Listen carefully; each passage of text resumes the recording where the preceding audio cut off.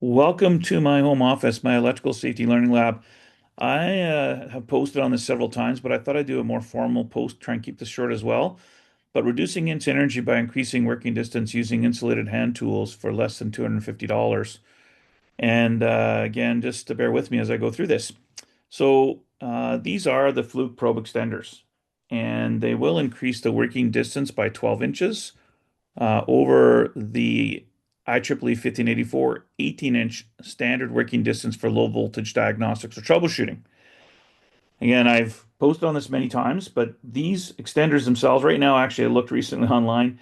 You can buy them on Amazon, actually, or from again, an online distributor here in Canada called ITM on sale for 180 some dollars Canadian. All right, so very low cost, and they will reduce incident energy by 50%. So I've talked to Fluke a couple of times to try and get these guards moved out because these are 13 inches long. So technically, if the guards were at 12 inches, you would not need class zero rubber insulating gloves because the guards will keep your hands from making inadvertent movement into exposed conductors and circuit parts using these probe extenders. Nonetheless, wear class zeros either way because you're going to need some form of arc flash protection for your hands while you're using these Fluke probe extenders. So here's a picture again, demonstration picture of a qualified person using these so you can see that it will push the body, the face and torso, back another 12 inches. All right. So again, this is actual calculations from an arc flash hazard incident energy analysis study my company completed. We had 25.8 calories per centimeter squared with the use of these probe extenders and increasing the working distance by 12 inches to 30. You can see over here, it reduced the incident energy to 10.2 calories. So shock PPE can be used to reduce this potential severe injury damage to health from an abnormal arcing fault and arc flash. Shock PPE, reducing, again, arc flash hazard incident energy by 50%. But what it also does, if we go back to the picture, again, your hands are not in the way when you're holding standard probes.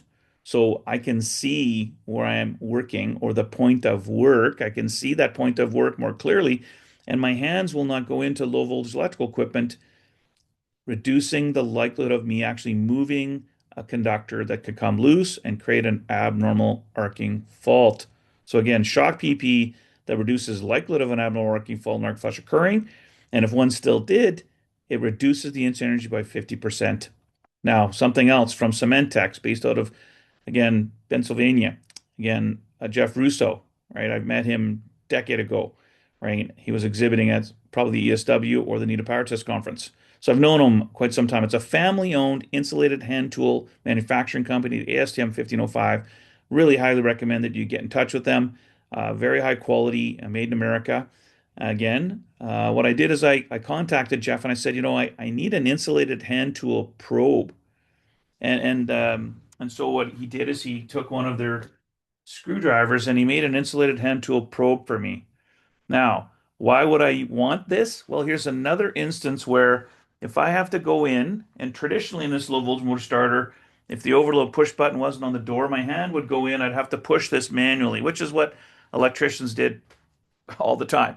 Right now, obviously, there's exposed conductors and circuit parts, and they could move a wire, create an abnormal arcing fault. But using this insulated hand tool probe now with this rubber insulating glove, I can go in and I can actually hit the overload, right? So my hand doesn't go into the box, right? Reducing life occurrence of an abnormal arcing fault arc flash from my hand moving a wire. And in turn, what I do now is I increase the working distance by 14 inches.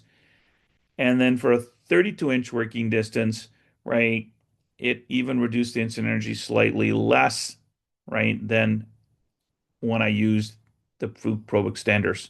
So this is just an example again how shock PPE, believe it or not, protective equipment can actually reduce the likelihood of occurrence of an abnormal arcing fault and arc flash occurring and reduce the potential severe injury damage to health, right, from an abnormal arcing fault and arc flash.